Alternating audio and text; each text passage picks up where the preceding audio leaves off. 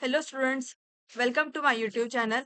Students, आज हम लोग TYBF का सेम 6 का अप्रैल 2025 का इनडायरेक्ट टैक्सेस का क्वेश्चन नंबर 4 के डी वाले सम का सॉल्यूशन देखेंगे। स्टूडेंट्स, इसके पहले जितनी प्रैक्टिकल सम्स के सॉल्यूशंस थे, क्वेश्चन नंबर 2 के, क्वेश्चन नंबर 3 के और क्वेश्चन नंबर 4 के ए वाले, बी वाले और सी वाले, उनकी वीडियोस बना के मैंने अपने चैनल पे अपलोड कर दिए और इस वीडियो के डिस्क्रिप्शन बॉक्स में मैंने उसका लिंक भी डाल दिया है। आप लोग उस लिंक पे जाके उनके सॉल्यूशन रेफर कर सकते हो। अगर आप लोग मेरे चैनल पे नए हैं तो प्लीज मेरे चैनल को लाइक शेयर और सब्सक्राइब जरूर करना।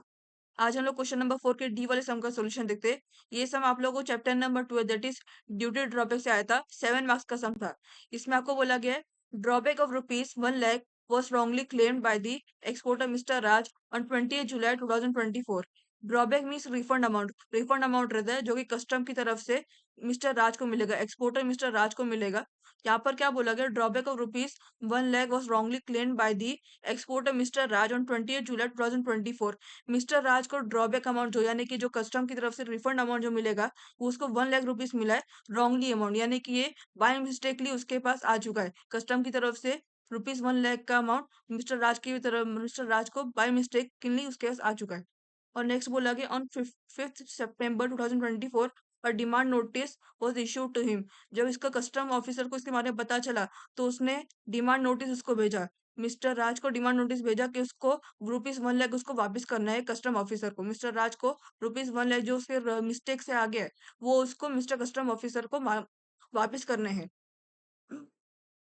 फिर कब 5 सितंबर 2024 को इसको डिमांड नोटिस आई मिस्टर राज को कस्टम की तरफ से कि उसको रुपीज 1 लाख उसको वापस करने हैं कस्टम ऑफिसर को। नेक्स्ट बोला गया accordingly he repaid the amount on 20 नवंबर 2024। उसने कब, जब उसको डिमांड नोटिस जब आई तो उसने कब उसको ये अमाउंट जो वो रुपीज 1 लाख जो उसके पास मिस्टेकनली वापस आ चुका था तो उसने कब 20 नवंबर 2024 को उसने कस्टम ऑफिसर को वापस किया। और क्या बोलते the rate of interest is 15% per annum, यानी कि जो इस जो अमाउंट पर रुपीज 1 लाख पर उसको कितना इंटरेस्ट लगा, 15% था। इस पर 15% एक साल का 15% था। और क्या बोला कि you are required to calculate the interest payable by mister Raj, यानी कि जो उसको रुपीज 1 लाख पर जिसको 15% जो उसको इंटरेस्ट लगा है तो हम लोग को यहाँ पर ये इंटरेस्ट कैलकुलेट करना है इस अमाउंट पर। अभी हम लोग इसका सोल्यूशन देखते हैं। सॉल्यूशन क्या है, calculation interest on drawback. Mister Raj को जो ये इंटरेस्ट कैलकुलेट करना है, मिस्टर राज के जो इतने पीरियड में जो इतना इंटरेस्ट लगा इसमें 15% का, तो उसका टोटल इंटरेस्ट अमाउंट कितना है हम लोग कैलकुलेट करना है इसमें। तो यहाँ पर सबसे पहले हम लोग ने लेना है date of demand notice by government. हम लोग लेंगे कौन सी डेट को डिमांड नोटिस उसको भेजी गई कस्टम ऑफिसर की तरफ से मिस्टर राज को, कौन सी डेट को डिमांड नोटिस आई। क्या बोला गया इसमें, on 5 September 2024 a demand notice was issued to him, यानी कि जो उसको मिस्टेकनली रुपीज 1 लाख जो रुपीज आ गए थे तो कस्टम ऑफिसर को जब इसके बारे में मालूम पड़ा तो उसने उसको डिमांड नोटिस भेजी। कब भेजी, 5 सितंबर 2024, यानी कि 5/9/2024 को उसको डिमांड नोटिस मिली कस्टम ऑफिसर की तरफ से।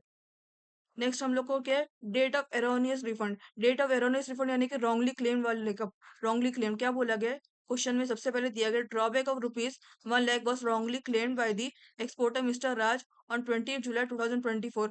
उसको रुपीज 1 लाख का मिस्टर रुपीज 1 लाख का रॉन्गली क्लेम्ड अमाउंट उसको मिला कब, 20 जुलाई 2024 को कस्टम ऑफिसर की तरफ से, जो कि मिस्टेकली इसके पास आ चुका है। तो कौन सी डेट को आया, 20 जुलाई 2024 को, यानी कि 27 2024 को उसके पास आया। एरोनियस रिफंड यानी कि आपका रॉन्गली क्लेम वाला अमाउंट। तो यहाँ पर उसको कब रॉन्गली क्लेम उसको कब मिला, दैट इज 20 जुलाई 2024 को, इस दिन उसको ये अमाउंट मिला रुपीज 1 लाख। मिस्टेकन इसके पास अमाउंट आ गया तो 27 2024 के ये अमाउंट आया। और next date of actual repayment by mister Raj. Date of actual repayment by mister Raj आगे दिया गया आपको, accordingly he repaid the amount on 28 November 2024। जब उसको मालूम पड़ा कि इसके बाद जो रुपीज 1 लाख जो उसके मिस्टेकनली आ चुके कस्टम ऑफिसर की तरफ से, तो उसने उसका पेमेंट कब किया, 28 नवंबर 2024 को उसने पेमेंट किया। दैट इज 20/11/2024 को उसने अमाउंट पे किया, रुपीज 1 लाख कस्टम ऑफिसर को उसने पे किया, रिपे किया। तो यहाँ पर हम लोग क्या लिखेंगे, 20/11/2024, इस दिन उसने रीपे अमाउंट किया कस्टम ऑफिसर को।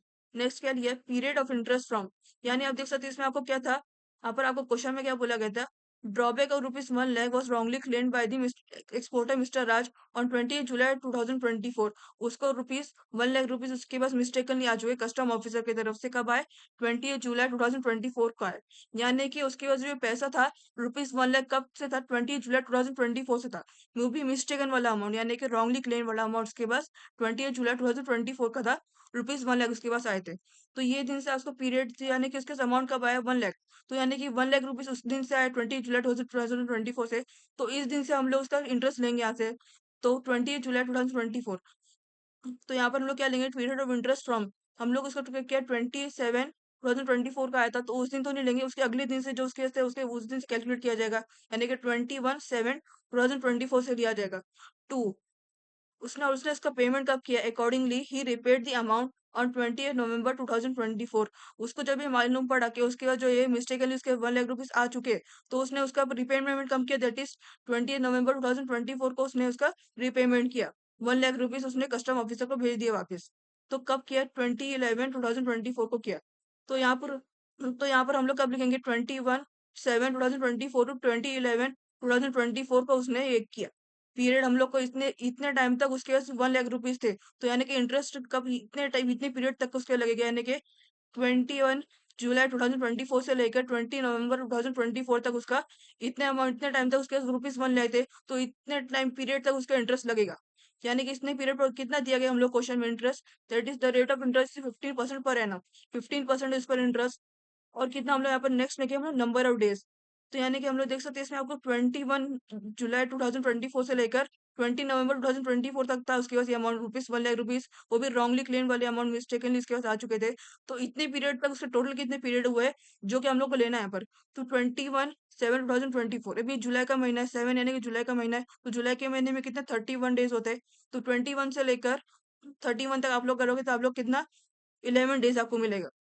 21 टू 31 तारीख तक आपका 11 डेज हुआ। फिर जुलाई के बाद अगस्त आता है। अगस्त में कितने 31 डेज होते हैं। तो 31 डेज लिए, जुलाई प्लस अगस्त 31 डेज हुए अगस्त के, प्लस सितंबर। सितंबर कितना 30 डेज होते हैं। सितंबर 30 डेज होते हैं। अभी फिर अक्टूबर भी यहाँ पर, अक्टूबर में कितना 31 डेज होते हैं।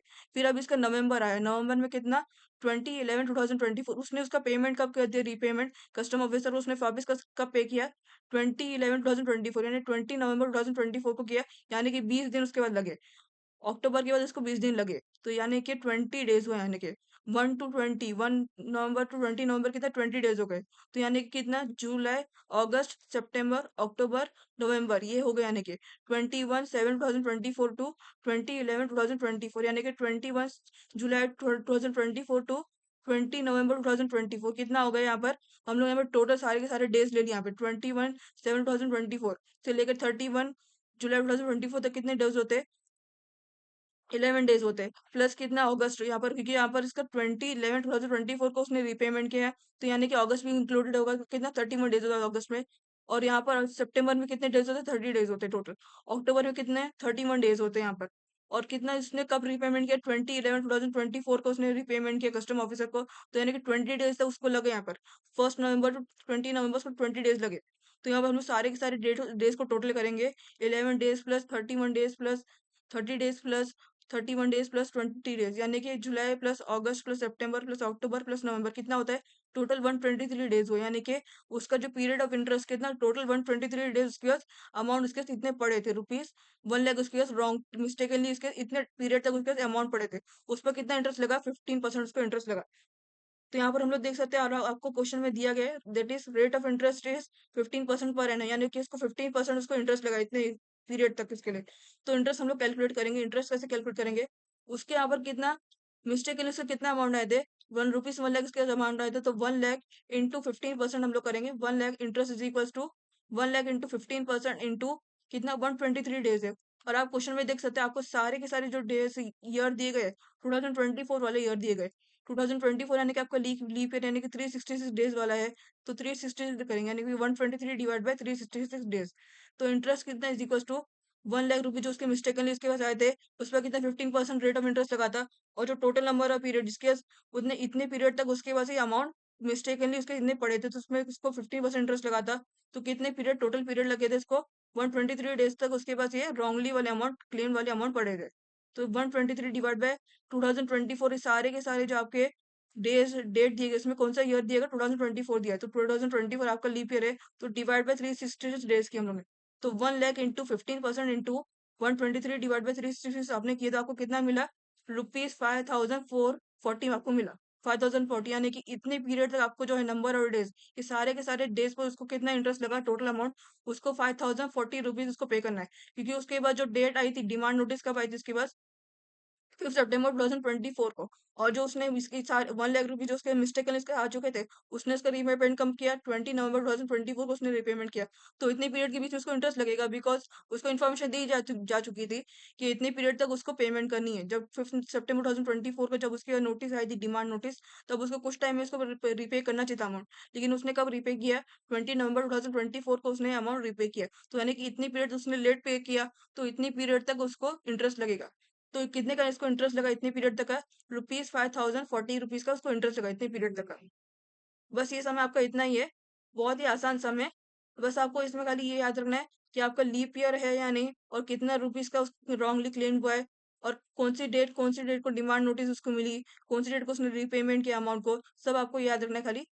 बहुत आसान समय आपका, ये समय आपको 2 से 3 बार आया है, फ्रॉम अप्रैल 2019 टू अप्रैल 2025 तक आपको 2 से 3 बार आपको ऐसे टाइप के समय है। बहुत ही आसान सा मैं आपको, और अगर इससे रिलेटेड आपको कोई भी डाउट है इस पर्टिकुलर सम से रिलेटेड, तो इस वीडियो के कमेंट बॉक्स के सेक्शन में आप अपना डाउट डाल सकते हो, मैं वहां से आपका इस सम से रिलेटेड आपका डाउट क्लियर कर दूंगी।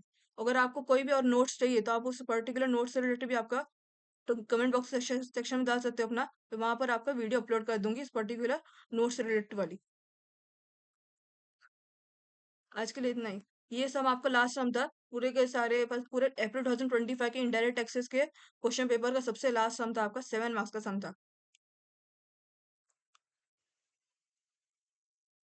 Okay, thank you.